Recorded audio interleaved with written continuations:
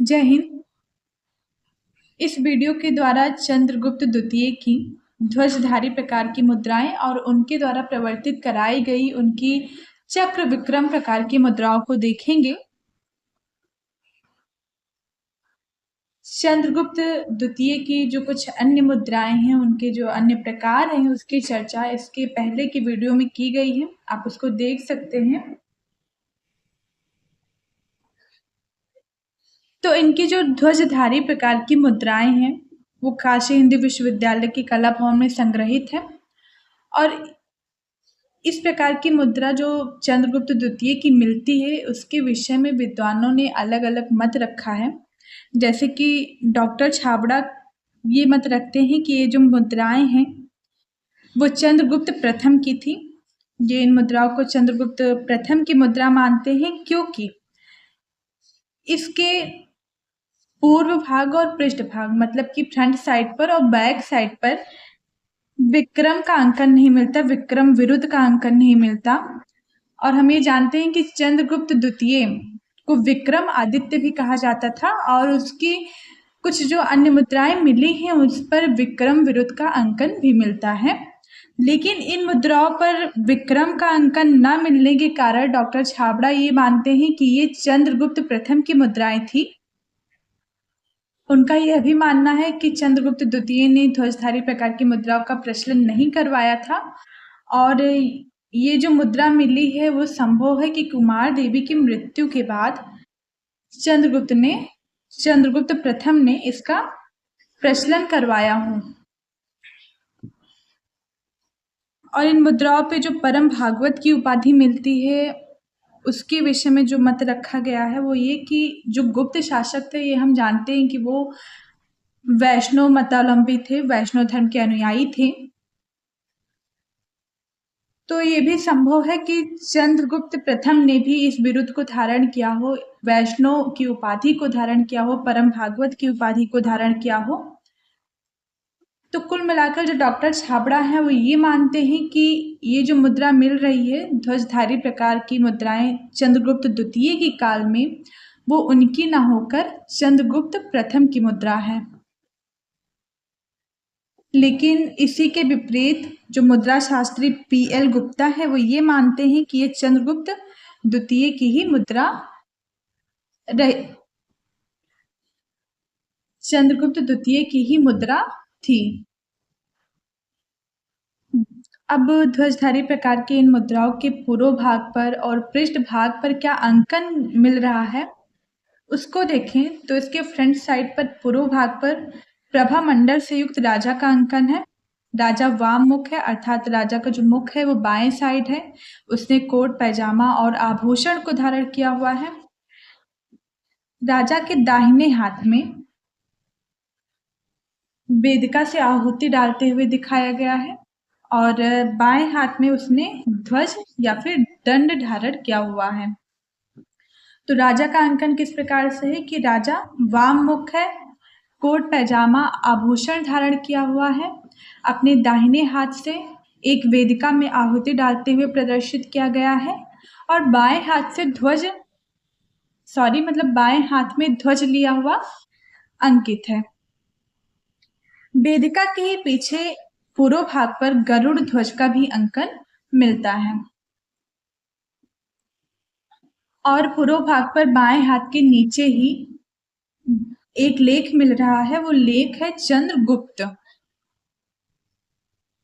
इसके अतिरिक्त जो अन्य लेख है जिसको हम मुख्य लेख मानते हैं वो मुख्य लेख है वसुधाम विजित्य जयत त्रदव पृथ्वीश्वरा।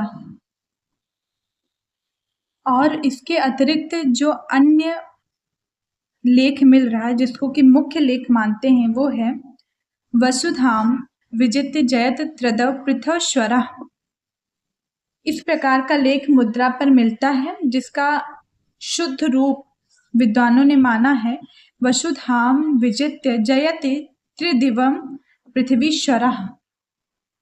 इन मुद्राओं के पृष्ठ भाग पर क्या अंकन मिल रहा है उसको देखें तो इसके पृष्ठ भाग पर सिंहासन आरूढ़ देवी हैं जो कि प्रभामंडल से युक्त हैं। उनके दाहिने हाथ में पाश है और बाएं हाथ में वो कार्नुकोपिया ली हुई हैं। और जो लेख पृष्ठभाग पर मिल रहा है वो लेख है परम भागवत। अब बात कर लेते हैं चंद्रगुप्त द्वितीय की चक्र विक्रम प्रकार की मुद्राओं की। तो ये जो मुद्राएं मिली हैं उस पर राजा का नाम का तो अंकन नहीं मिलता, लेकिन इसके पृष्ठभाग पर चक्र विक्रम लेख लिखा हुआ मिला है। और इसी विरुद्ध के कारण जो विक्रम विरुद्ध मिल रहा है इन मुद्राओं के पृष्ठभाग पर, इसी के आधार पर इसे चक्र विक्रम प्रकार की मुद्राएं नाम दिया गया। इनका जो भारमान है वो 116.7 ग्रेन है।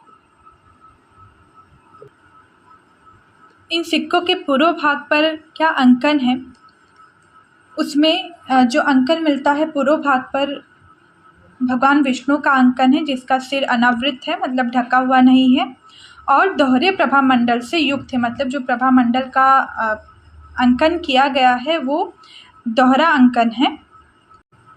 भगवान विष्णु का जो स्वरूप मिलता है इन सिक्कों के ऊपर वो किस प्रकार से है, तो इसमें उन्होंने बाएं हाथ में गदा धारण किया है, दाहिने हाथ में 3 गोल पदार्थ को दिखाया गया है। जो भगवान विष्णु है उनका दाहिना हाथ ऊपर उठाया हुआ प्रदर्शित है सिक्कों के ऊपर, जिसमें कि 3 गोल पदार्थों को अपने हथेली पर लिए हुए राजा को प्रदान करते हुए, राजा को देते हुए प्रदर्शित किया गया है सिक्कों के ऊपर। इसके साथ ही पूर्व भाग पर राजा का जो अंकन है वो किस प्रकार से है उसको समझें।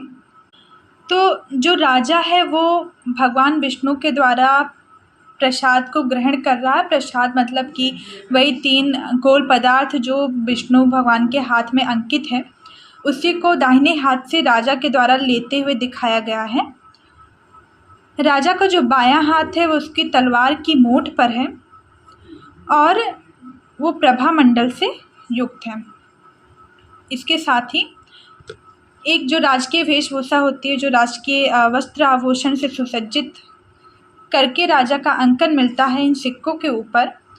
और भगवान विष्णु के ही तरह राजा का भी सिर अनावृत है, मतलब कि ढका हुआ नहीं है, अर्थात कि राजा ने किसी भी प्रकार का कोई मुकुट, कोई भी पगड़ी, कुछ भी धारण किए हुए सिक्कों के ऊपर प्रदर्शित नहीं किया गया है। चक्र विक्रम प्रकार की इन मुद्राओं के पृष्ठभाग पर जो अंकन है उसमें कमल आसन पर बैठी देवी का अंकन किया गया है, जो कि कमल आसन पर बैठी हैं। और जो देवी है वो प्रभा मंडल रहित हैं, प्रभा मंडल रहित हैं। देवी पूर्ण वस्त्र आभूषण से सुसज्जित है और उनके दाहिने हाथ में, जो उनका देवी का दाहिना हाथ है, उसकी उंगली से वो एक किसी वस्तु की ओर इशारा करते हुए प्रदर्शित की गई है। मतलब कि जो देवी का अंकन मिल रहा पृष्ठभाग पर, उसमें देवी एक कमल आसन पर बैठी हैं, प्रभा मंडल रहित है, मतलब किसी भी प्रकार का प्रभा मंडल का अंकन उनके साथ नहीं मिलता, वस्त्र आभूषण से युक्त हैं, अपने दाहिने हाथ की उंगली से किसी वस्तु की तरफ इशारा करते हुए प्रदर्शित की गई हैं, दिखाई गई हैं। और जो उनका बायां हाथ है, देवी का जो बायां हाथ है वो नीचे लटक रहा है। और कुछ मुद्राएं ऐसी भी मिली हैं जिसमें देवी को अपने हाथ में नाल युक्त कली अर्थात नाल युक्त पुष्प कमल लिए हुए दिखाया गया है, प्रदर्शित किया गया है। पृष्ठभाग पर ही दाहिने ओर जो मुद्रा लेख मिल रहा है वो मुद्रा लेख है चक्र विक्रम, और इसी आधार पर इन सिक्कों का नाम, ये जो मुद्राएं मिली उसका नाम चक्र विक्रम प्रकार की मुद्राएं रखा गया। इन सिक्कों के ऊपर पूर्व भाग पर भगवान विष्णु के द्वारा राजा को 3 प्रकार की जो वस्तुएं प्रदान कराई जा रही हैं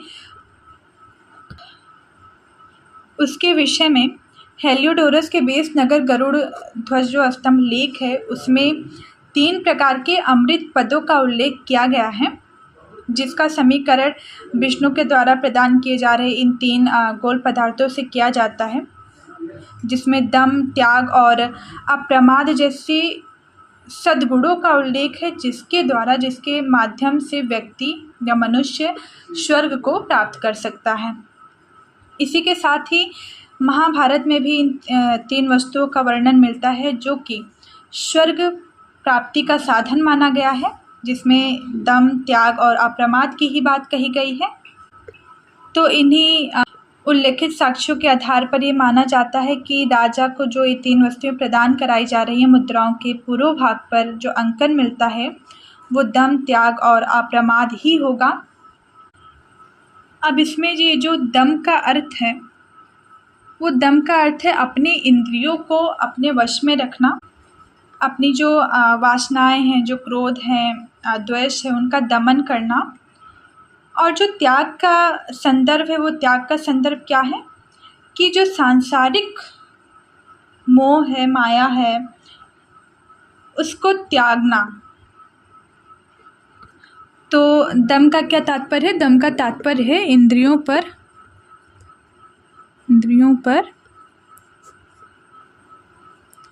नियंत्रण रखना, अपने मन को अपने वश में रखना, नियंत्रण। और जो त्याग का अर्थ लगाया गया है वो मोक्ष प्राप्ति के लिए सांसारिक जो मोह माया है, जो बंधन है, उसको त्यागना। तो सांसारिक बंधन को त्यागना, सांसारिक।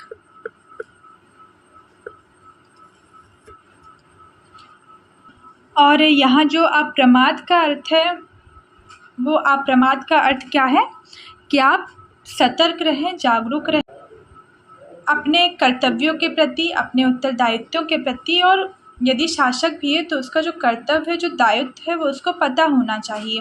और मोक्ष प्राप्ति के लिए भी आपको ये चाहिए कि आप सत्कर्म पे रहें, किसी भी प्रकार की जो बुराइयां हैं उनमें ना लिप्त हों।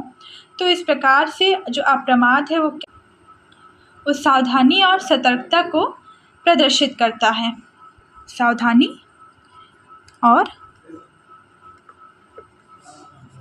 या फिर हम कह सकते हैं सतर्कता, हम यहाँ लिख दे रहे हैं।